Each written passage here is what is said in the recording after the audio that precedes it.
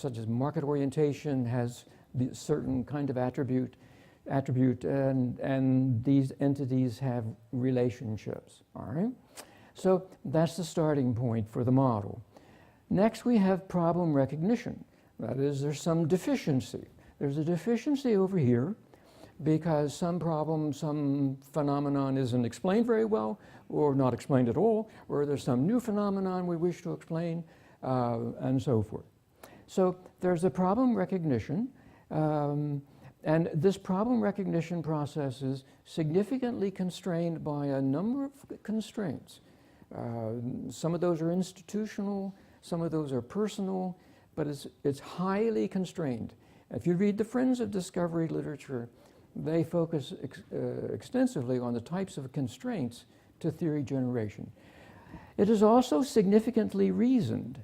That is, when to recognize a problem is a significantly reasoned type of process.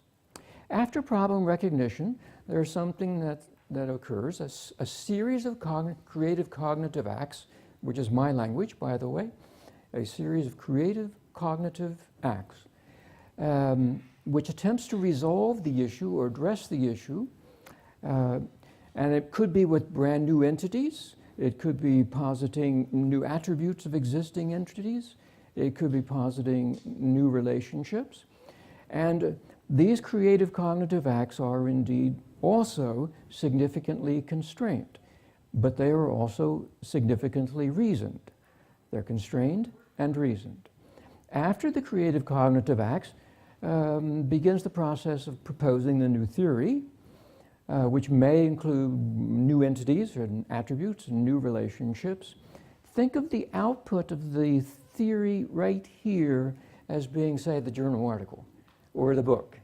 All right, that's the output that you would have after some new theory is proposed. The rest of the model actually was in the previous model. Welcome, come on in, welcome, good evening. Yes, there'll be a quiz at the end, and I've already given everyone here the answers to the first 10 questions, and you're not to tell them what the answers are. See, that wouldn't be fair. Now, if they say, what really are the answers to the first 10 questions? What you do, you say, that's just Hunt's sense of humor. He does indeed have a sense of humor, despite all rumors to the contrary. That's just Hunt's sense of humor. He was just pretending. So you just tell them that I didn't really give you the answers to the first 10 questions, okay? So we have new theory proposals, but then they're used. The external world impacts on the uses of theories, which impacts on whether the theories are empirically successful in explaining, predicting, and intervening. Sometimes they're successful, sometimes they're failure. The successes impact on new theory proposals. Failures impact on new theory proposals. Both successes and failures impact on current disciplinary knowledge and so forth. All right, that's the model in brief. Today what we're going to do is talk about 7 questions I get about the model. And I get these from a variety of different people, my own doctoral students or other faculty or reviewers who are looking at manuscripts. These are 7 very standard types of questions that I get. And some of them, frankly, I didn't know the answer to, but at least I have a tentative answer, and we're going to go over my answers today, all right? Question 1. Is the real world of theory generation as linear as the model depicts? Is it really a linear kind of process? Answer, no. If I put all the lines in here, everything would be impacting on everything.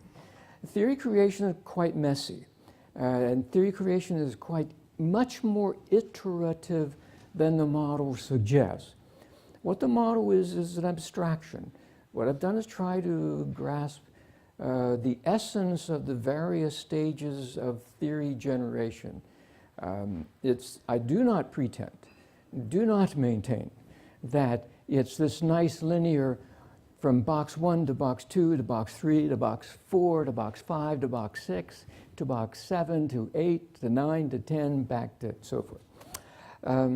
It looks that way, but this is an idealization of the process. But I think it captures the essence of some very important and significant stages in theory development. And if you think about those of you that have been through the process of developing a theory, I think you'll recognize certain stages that you were in. So no, this is an idealization, it's an abstraction, it's not nice and neatly and linear, but it does, I think, capture the essence of the process. Question 1. Question 2, is it a causal model? Is this a causal model? All right. Now, starting about what? About early to mid-'80s, marketing got swept up with structural equation modeling, which is a very fine technique and a very valuable technique, and I'm a strong supporter of that technique. And they're holding a session on it over there, very fine, and PLS and SEM over there. But this is not a causal model. All models that have boxes and arrows are not causal models. Before structural equation modeling, we all knew that. But now we have to be reminded of it. This is not a causal model. I am not maintaining that problem recognition causes creative cognitive acts. I'm not maintaining that creative cognitive acts cause new theory proposals. I'm suggesting to you that there's a process that goes on, and these are significant stages or steps in the process. This is a process model. It's not a causal model. Right? Is it positive or normative? All right. Is it positive or is it normative? Now, the first time I got that question, I did a very poor job of answering it. I'm much better answering questions after I get them 10 times, I find. Here's the way I think it is. I think it's strongly positive, and I think it's weakly normative. Strongly positive, weakly normative. By strongly positive, I mean, I think it pretty accurately discusses the major stages of how theories are indeed generated. I think it's weakly normative in the sense that many people tell me after they read the model and read about the model and see how we discuss the model, and in the original article that was published in AMSR Review, we discussed as a case history how the processes by which, and the stages through which Scott Vattel and I went through to develop what came to be called the Hunt-Vattel theory of ethics, or model of ethics. And if you take that case history, it maps very well onto this model. But then it seems to me, what people tell me is that after going through the model, it clarifies perhaps things they need to do and kind of puts some systematicity into an otherwise highly unstructured process, and people claim that it's helpful to them. Therefore, it seems to me it's kind of weakly normative that may be helpful to people in terms of generating new theory. All right? That's the third question.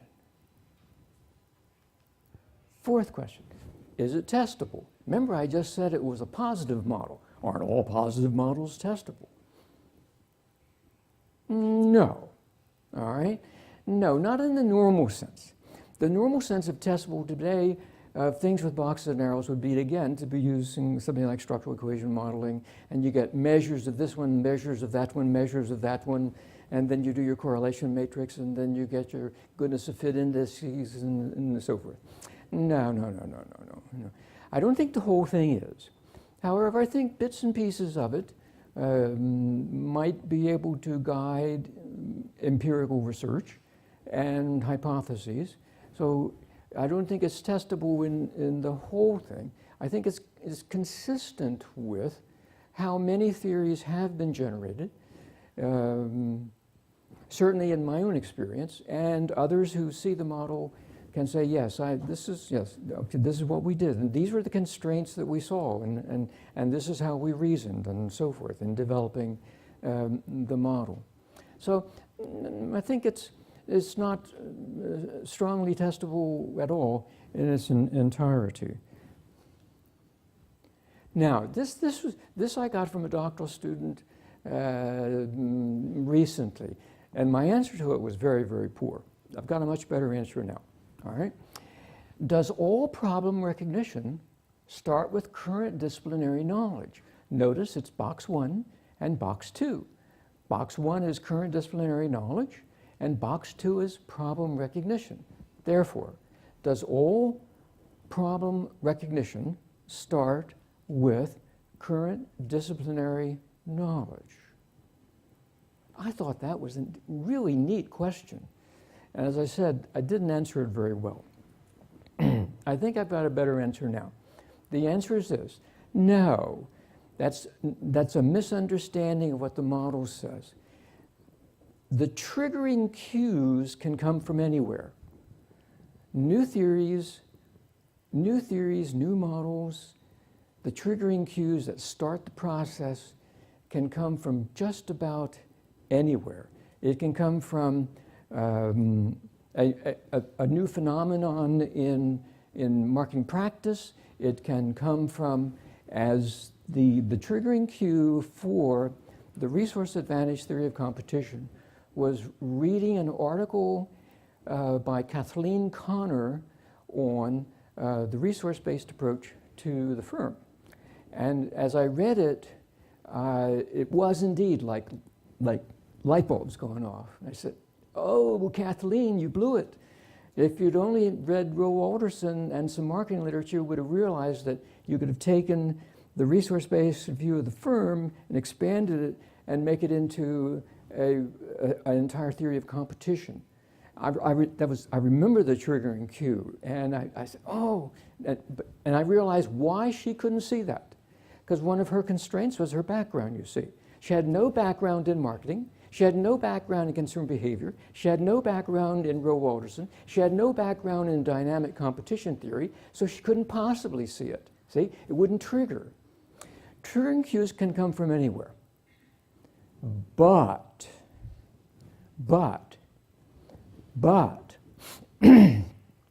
it's the current disciplinary knowledge that defines whether it is really a problem. See, the worst thing that can happen to you, think of your dissertation, think of other pieces of research, and you've done all this work, and you've gone all the way down here, and somebody says, we've already solved that. That's already done. Somebody's already got a theory that explains that, you see. The current disciplinary knowledge defines what a problem